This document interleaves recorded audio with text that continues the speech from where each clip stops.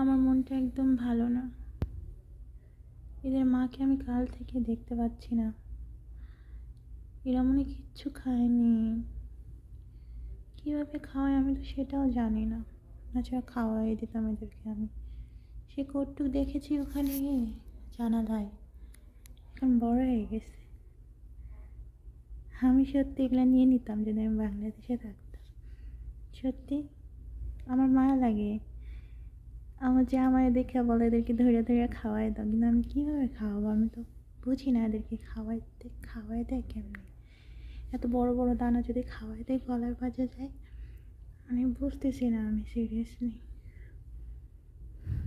আল্লাহ তাদেরকে বাঁচিয়ে রাখুক। এটা একটু বড় হয়ে গেছে, এটা একটু ছোট। কিউট না? গুগুর বাচ্চা মনে হয় এগুলো, অনেক কিউট।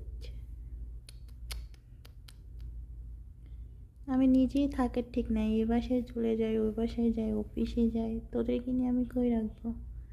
খুচু খুচু খুচু খুচু খুচু খুচু।